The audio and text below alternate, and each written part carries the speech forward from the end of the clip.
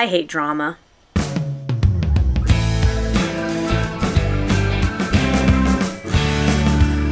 This week has been dramatastic in so many ways. And people I've spoken to on the phone and through text know what I'm talking about. Not necessarily for myself, but I've been hearing about a lot of drama.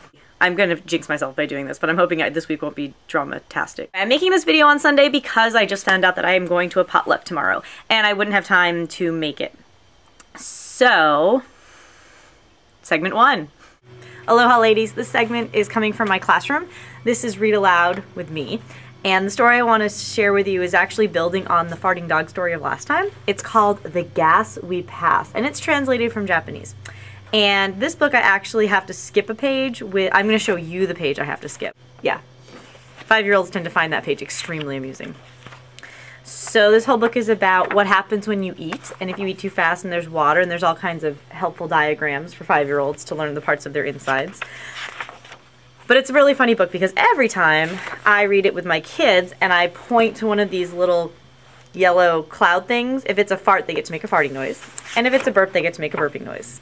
This book is very popular. We usually read it on the first day of school because there's always a kid who just randomly farts in the middle of story time. And this book is very helpful to get them giggles out of them. I promise next week the book will not be about farting. I promise.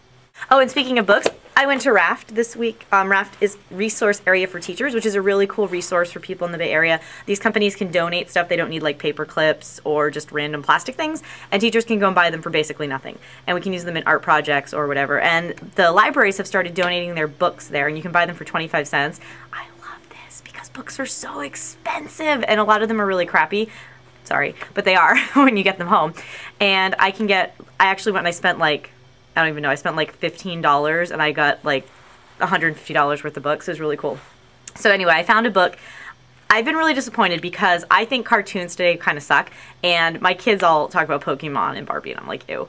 But I found a book about Fraggle Rock, and I actually been showing my kids Fraggle Rock videos about the environmental topics we've been talking about, and this book is called What Do Dozers Do? I'm so excited to read this to my kids.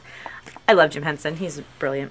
And I also found a book for myself because I've been trying to learn how to play Magic, and I've been kind of scared to put my name up on Craigslist. You know, there's lots of sketchy people on Craigslist, and be like, hey, I want to learn to play Magic. Can anyone teach me? Because they're probably all these crazy 18-year-old boys. So I found this book called Mastering Magic Cards so that I can actually read about what I'm supposed to do. And I'm sure the cards are not the same as the ones that you have today, but I need to learn some strategies so that I can play against Andy and maybe win. These are the cool Pirates of the Caribbean guitar picks that Tundra gave me for Christmas.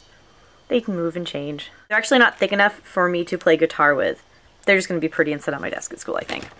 But when I was in Santa Fe over the vacation, I bought a silver guitar pick from a woman who lives on the Pueblo, Cochita Pueblo, I think. But it has the story of where their people came from with water and the bear and the moon and everything. Let's see, what else do I have around me that's interesting? When I worked for the Mercrew for Christmas, I got this for Christmas. It's a puffin. Yes, that's what sorry. Sorry, puffin. Yeah, apparently that's what puffins sound like. I've heard murs. They kind of sound like that. Eating out like every night this past week and talking to people who need a little bit of support. This week's been pretty boring. Going to school, retraining the kids, reading a lot. I'm rereading The Golden Compass, and I'm about halfway through with it, and I just found out that the 5th Artemis Fowl is waiting for me at the library, so I'm hoping I can go pick that up tomorrow. I read a lot in the winter, I've discovered. But it's really nice out today. It's like 75 degrees, so I'm hoping that this week will be nice. I'm going to check the weather in a second. I'm hoping that it'll be nice so that I can start walking outside again. I need to start walking and doing yoga or something. I'm just too cheap to go back to the gym. So Moon Sheets, it was great seeing your video. I'm glad you had fun in Southern California. I'm so jealous that you guys can travel right now. We went back to school super early this year.